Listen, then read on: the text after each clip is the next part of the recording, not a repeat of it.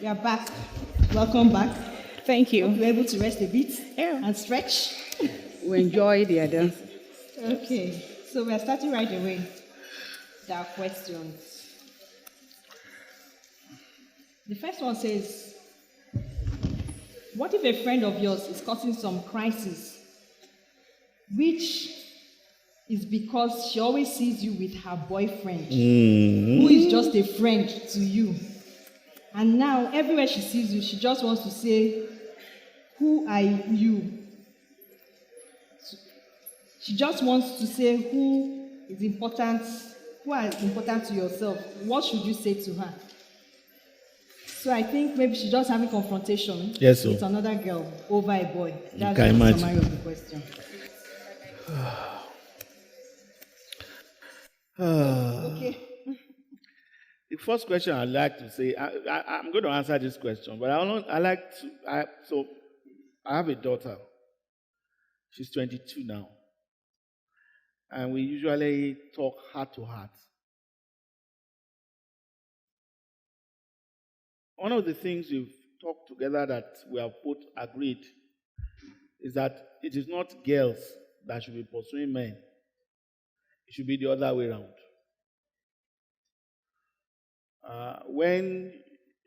And I can tell you clearly, the guy that is your girlfriend today is your boyfriend today, that two of you at this level, you are not going to marry you. Yes. Eh? I'm telling you the truth. He's not going to marry you. Some of them will enjoy you. Enjoy your friend. Abi? Boys in the house. Let me hear your voice. Are you feeling me? So they will just shop you. What is your purpose in life? You see, you have made that boy your purpose in life. The person that is not going to marry you. Make your identity. Make your identity. If he likes you that much, what is he doing with that other girl? Think now. Think. If he likes you that much, why is he with the other lady? Oh, it's just my friend. That's how I start to. So, please, don't sell yourself cheap. Boys in the house, any girl that you catch cheap, will you marry her?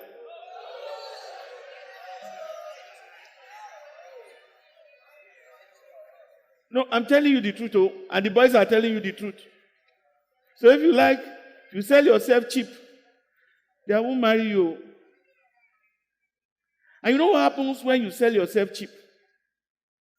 You get pregnant. And when you get pregnant, your dream gets shattered.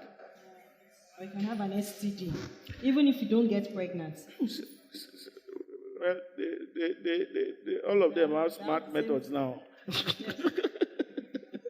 But the key thing around it, my answer to your question is, if he doesn't want to be with you, you don't need to be with him. Thank you. Thank you, Goke. Thank you very much. Why are we different from others? That's one question. Why are we different? Just briefly. We are so all of us in this room, if you take our numbers, we are individuals. I'm so different from you. You are so different from me. What you like is not what I like. And I'm not compelled to like what you like. That's how God created us. No two individual. So that's why you can't define who I should be. This is what you want. The question is, why are we there? God created that way. You know, God created it that way. If I want to answer that question directly, why are we different? It's just God creation. And that's why when we talk about our identity, there are some we can't change. That you are black, there's nothing you can do about that. That you are African, that you are in your skin, your black skin, there is nothing you can do. You understand? If you bleach from now to tomorrow, go and give birth to a child and see how charcoal that child will be. You can't change that. So the best thing you can do is to embrace it. The things you cannot change, Celebrate. embrace it. And love yourself in that thing. And remember, we are created in the image and likeness of God. So that explains that. That's why we're created that way. Yeah. Thank you very much. So on identity crisis, because I said when we come back, we'll still talk about identity crisis. What of a story of maybe a child that is born into a Christian home and the father is like a pastor? So there's an expectation for that child. Pressure.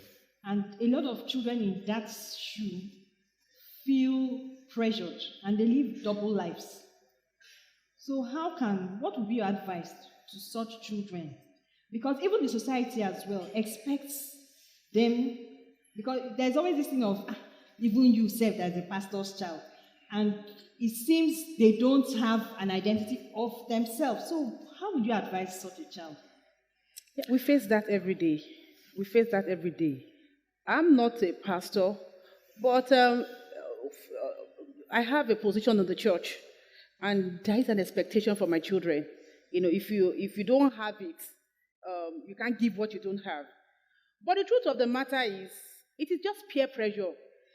A pastor's child, a normal child, everything they're asking to do is to be good, to be morally upright. There's nothing wrong with if you want to look at it, we're just painting it and making it look as if a pastor's child should look one kind or look the other way. How should a pastor's child look? A morally brought up child. And that is how we want every child actually to look, if I'm answering that question. It doesn't mean, we know some pastors, probably in handling the home, they don't expect you to do some things, as in to make mistakes. I will allow my children to be a child, let them make their mistakes, and then we correct them. We are going through phases. All this thing you're talking about, this one, is just the level, the age, and you must exhibit it. It's a natural thing. Maybe if some parents don't want to give this allowance at all, they just want, and so parents who need to be talked to actually, we must give you your space, make your mistakes, we'll correct your mistakes, and then listen to guidance. There's nothing like a pastor child should look like a particular. What they are simply saying is, be a moral child, well brought up child, a child a parent is proud of. And that cuts across a pastor's child or a normal, if the pastor in our midst probably want to say something about I am that. a pastor. Yeah. I was not born a pastor. I know how to chase ladies. Yeah.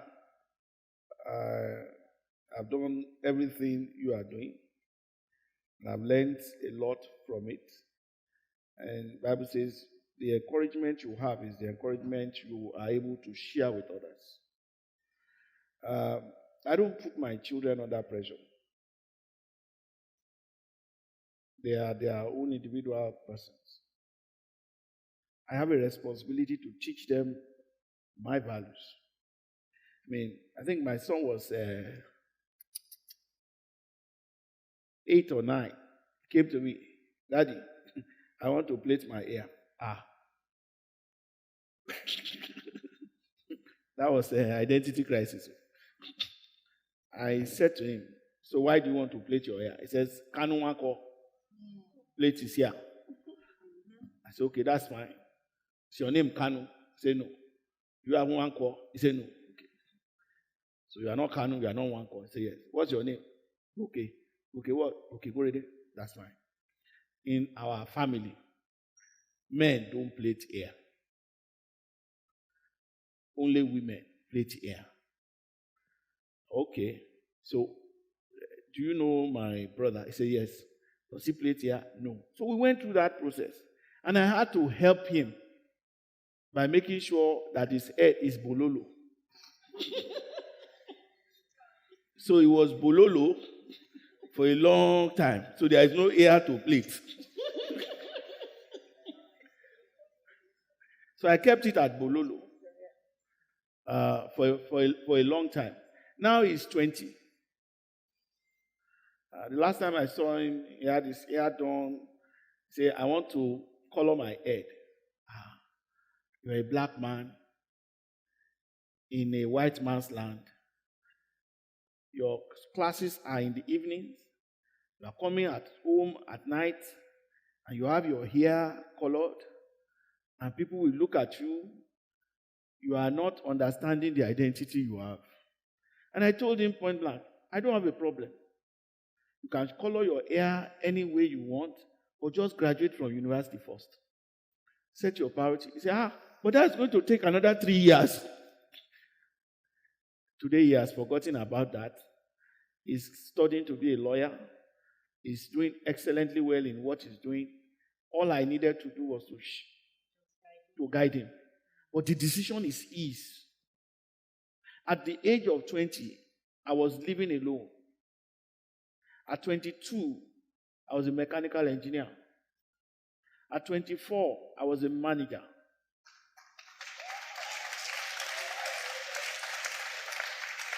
So, I cannot constrain him.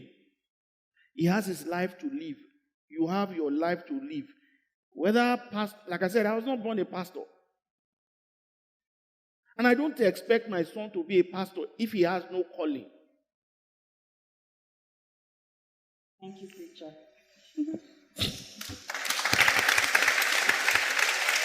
Okay, so we'll be faster because I hear we've got loads of questions.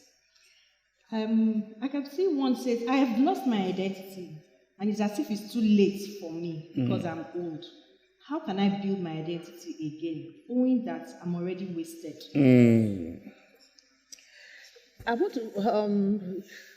to assume one of you wrote this thing, and even if it's not so, let's assume it's somebody older than me. I want to tell you congratulations. You know why? The day you realize this, that's when you start building identity. The day you realize this, then that is when you start building identity, first of all. And number two, who told you? Haven't you heard of people at 80 years old going back to school for a degree program just to fulfill what they think is their identity? Or what they feel, if I don't do this, then I'm not happy with myself. I need us to correct that notion that I'm wasted. It is except you are not breathing again. You will pick up your pieces.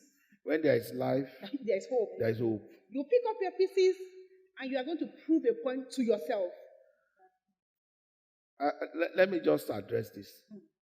You are not wasted. Oh. You have just started. My mother used to tell me is when you wake up, that is where your morning starts. Today you woke up. Your identity is not lost. That's why I talked about Jesus. He says it doesn't matter if your sins be as red as scarlet. He will wash you as white as snow. Your dreams can still come to life if only you will do a turnaround and forsake the old ways. The Bible talks about Mary Magdalene. Mary Magdalene was caught in the act. It has gotten to a situation whereby they were supposed to kill her. They were supposed to stone her. That was supposed to be her hand. But this is the first person that saw Jesus. You know what Jesus told her? He says, I do not judge you. None of us here can judge you. That's why I can tell you again, you are not wasted. You have only just started. However, if the person is here, you can wait by to see any of us so that we can get deep into this. But there's nothing like wasted anywhere. No waste, though. Thank you. So, like I said, we were going to be going quite quick. So at this point, you don't even have to clap. Unless it's really sweet. Something that's yes, so sweet, then you can clap. So I'll be quick. It says, I really find it difficult to define who I am. I admire a lot of things. I want to be a business administrator, a musician, a computer engineer. Please enlighten me more. I don't want to make a mistake. You are still trying to define yourself by what you do or what you want to do. I studied mechanical engineering. I have a master's in business administration. I went to Harvard. All those things don't define me. There are things that come that I do. The definition of me is what I use those things to achieve. how I use those things to fulfill purpose. So the question for you is not whether you are a musician or whether you are an administrator. The question for you is, what is your purpose? Why are you here on this earth? What is the mission that you have come to do? And once you get that right, whether you are even a cook, or a steward, or a driver, or an astronaut, or a pilot, you will fulfill destiny. Thank you. How would you advise I handle a situation where my dad advises us in a way that it comes as an abuse? So I'm thinking maybe emotional abuse or physical, maybe by words or physical. Okay, this question too, this person knows too well that this is just not right. The ability to know that which is right and wrong, I give to that person. That's a good one. Now, this is a little bit technical because we're talking about your father here, probably the one catering for you or stuff. In a situation like this, we don't know exactly the nature of the abuse. But what scenario, you may have to talk to somebody you can confide in what this is. You know, there are some things that say no, irrespective of the fact that that person is your father. If there will be need for separation, I don't know the intent or I don't know the depth of what the abuse is. But if there would need for separation, of course, if you know who you are and I can't do this. It's just what it is. So this is a little bit technical. So I'll talk about it in 2 dimensions. There is the abuse of your father trying to have sex with you. That is a no-no. Please run away. Because that's what it is. There's a curse on your father and there's a curse on you as well. And that can limit where you get to in life. Now, if it's the abuse of what he says, yeah? My mother has abused me. She has said so many things. You know how I correct it? In Jesus' name, it will not be my portion. And then the other thing I've learned to do is to know what triggered that abuse. Nobody will wake up and come and look at you and say, and start abusing you just by looking at you. Abi? So it's something that triggered the advice now. So what you want to find out is what is triggering this thing such that I try and manage it so that it doesn't happen. I've seen people, and again, the fathers, the things the father say has a way of having impact. That's why you need to, the words of the father are strong. That's why you need to make sure you don't trigger any evil from his mouth to you. Oh, Mr. Goke, this is directed to you. Yeah. Mr. Goke, has there been a point when you realized that something your father did, something your father did or maybe said was wrong? How did you feel and how did you handle it? That's one part. And can one talent play a role in identifying his identity? Maybe in I think the only time me and my father we rock. I was serving. We were paid 250 naira then. When my sister served, he was giving them money. And so I got home. I was so happy. I finished my. I'm going to. He says, young man, when you collect that 250, you must give me 50 naira every month. The money we say is not enough. He said, that is my order to you. I said, you will give my sister's money. But I found out that it wasn't wrong. It was one of the things that has made my life better than that of my contemporaries. It was difficult for me to know some of the things my father did wrong. Because he was also he was a disciplinarian. He was somebody that had values. He was somebody that always looked to make us as his children as happy and as good as we can be. So I can't say that I saw wrong things there. Let me quickly chip in something here. So it's a two-way thing. At a point where we realize that sometimes your father, most of the times my parents were wrong. Sometimes they don't understand me. You understand where I'm coming from. But you know something, there's an underline here, probably for you and for me because of our background. Whatever they're doing at that time is out of love, even though it's wrong. Except, this person is all out for me, want to make me feel bad. What he was doing to him then, that you perceive as it's not right, is out of love most of the time. My parents, my mother wanted me to go for a particular course, which I did, and I'm not doing anything with it. I mean, I went through journalism, mass communication, and everything. She wanted it badly. And I was weeping, and I didn't want it because I have to travel to another state to have it done. It's not part of my plans. But I did that for her but I realized that all she's saying is still to make me. So we need to be careful. Sometimes when they do this thing, it's still out of love. It comes like a punishment. It comes like, but then it's still out of love. My son, for instance, I reduced his allowance because he took Uber. Okay, Uber in Lagos, you take a taxi.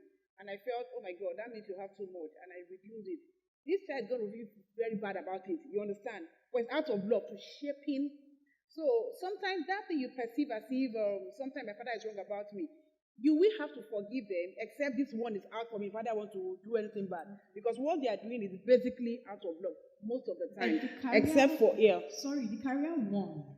I'm thinking there were some people that read medicine in school, and once they finished, they handed the certificate to their parents. Yes. I know somebody, she's doing fashion design now. So what do we do? No. So there's no time waste in life. No time wasted. It's not wasted. No. Knowledge that you get all the days of your life is great. Every day you must be learning. So if I spend time studying medicine and I didn't use the medicine, I'm doing fashion design, the way I do my fashion design will stand out. Exactly. What of the one you go into yourself to study law of your free volition and you are in business? Yeah. Won't you forgive? Will you say, "Oh my God, why didn't I go for business at me?" So for that is, sometimes we just have to allow them be. If I tell you water, be fish, they say we'll find level. What they say? Yeah, water will find level. Your calling will definitely come your way. The talent question. Yes, Bible says a man's gift maketh room for him. Your talent may be your gift, but it's not the thing that defines you at the end of the day. I think it was when did Tenny come here? Tenny was here. She came to say hello to me in the house, and I was talking to her. She sings, but that is not the definition of who she and what she is. It's when she started to tell me where she's going, what she wants to use her music to do, where that music is taking her to as a purpose. So the gifts that you have is going to help you deliver your purpose. But what happens with most musicians, they stay with that gift. They never get to their purpose. This lady that sang,